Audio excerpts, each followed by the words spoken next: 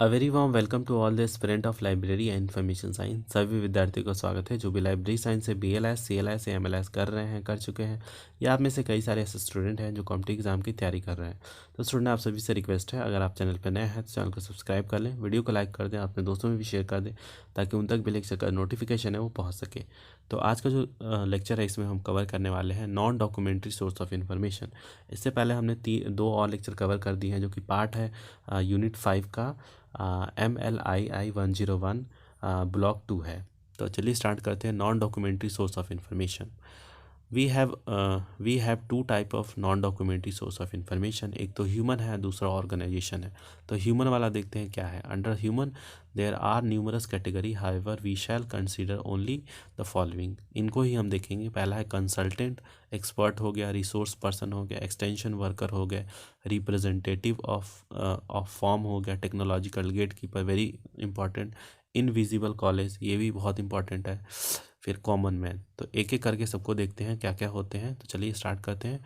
तो पहला है consultant. Consultant is a professional who provide advice usually on payment basis. एक कंसल्टेंट जो होता है, जो साइकोलॉजिस्ट को बोल सकते हैं, जो या फिर कोई ऐसा मतलब व्यक्ति जो किसी पर्टिकुलर टॉपिक से रिलेटेड आपको मतलब इन्फॉर्मेशन प्रोवाइड कर रहा हो, जो पैसे लेके आपको इन्फॉर्मेशन देता है।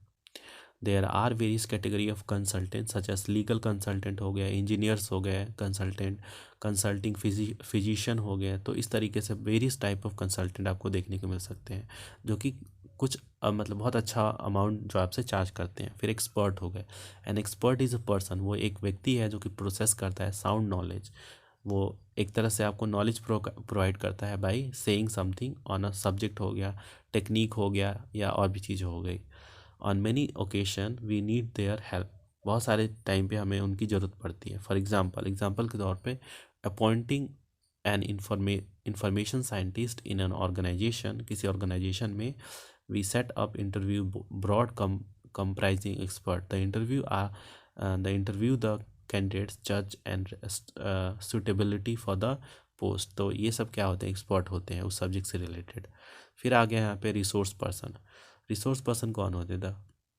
The connotation of the term resource person varies depending on the other context। तो इस पे मतलब वेरीज करता है। Normally a resource person enrich a programme, वो किसी प्रोग्राम को एनरिच करते हैं। Suppose you are organising a short term course for computerise indexing. तो इसमें जो रिसोर्स पर्सन होते हैं इसमें हेल्प करते हैं।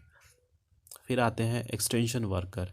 The meaning of the term extension worker varies depending on the context. ये वेरीज कर सकता है उस कॉन्टेक्स्ट के ऊपर। For example, an agriculture extension worker is an intermediaries who help in the transfer of research result from the laboratory to the farmer. वो ऐसे मतलब वर्कर होते हैं जो अपने लेबोरेटरी में रिसर्च एंड फाइंडिंग करते हैं और उसको मतलब फार्मर तक पहुंचाते हैं। For example, an agriculture university have develop a high yielding variety of seeds. तो ये एक तरह से एग्जांपल हो गया इसका।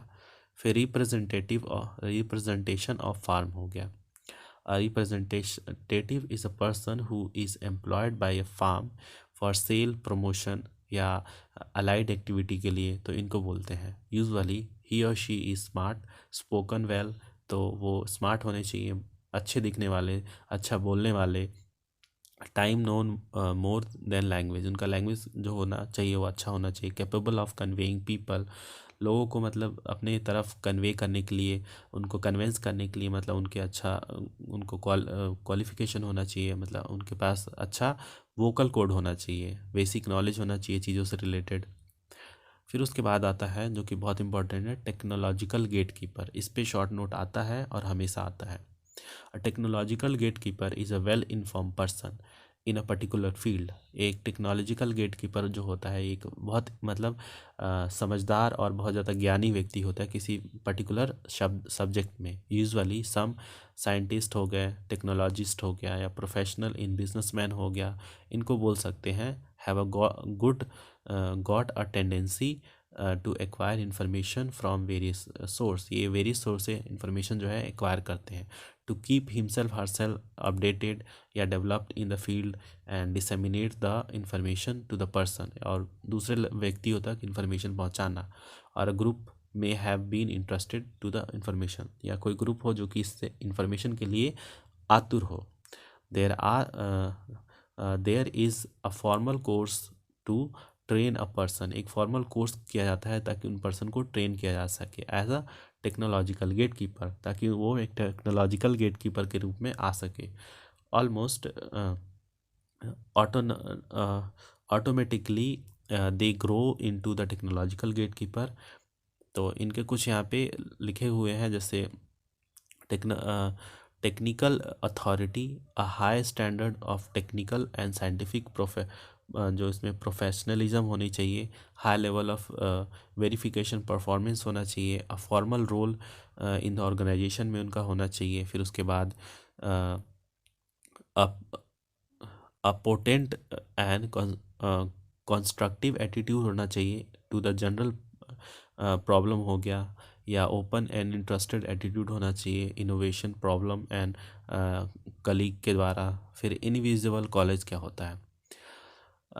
In reality an invisible college is not a college, ये कॉलेज नहीं है। मतलब रियलिटी में देखा जाए तो around 1645 a group of person interested in natural phenomena and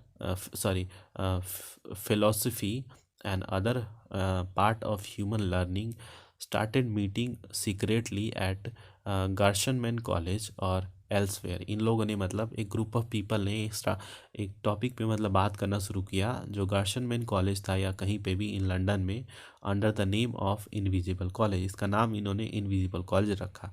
in the meeting they use to discuss about the their research activity, अपने research activity के बारे में बात करने लगे उस मतलब डिस्कशन में। तो उसी को यहाँ पे बोला जाता है इनविजिबल कॉलेज। फिर उसके बाद कॉमन मैन यहाँ पे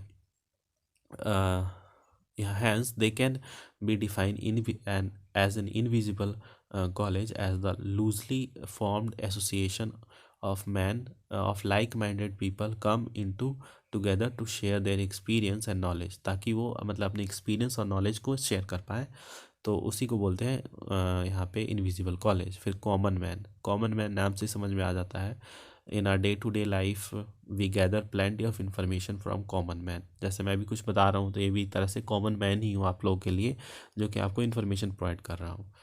तो ये है इसका पार्ट। अब इसमें ऑर्गेनाइजेशन जो दूसरा पार्ट है वो देखते हैं, इसमें क्या है। Organisation are also important source of information, ये भी इंपॉर्टेंट सोर्स है इन्फॉर्मेशन के। तो इसकी भी वेरियस टाइप हैं जो हम यहाँ पे देखेंगे, जैसे international agency, government minister and department, research and development organisation, academic institution, scientist, publishing houses हो गया, प्रेस हो गया, broadcasting house, library, information centre, museum, archive, exhibition, trade fair, database vendors, information and analysis centre.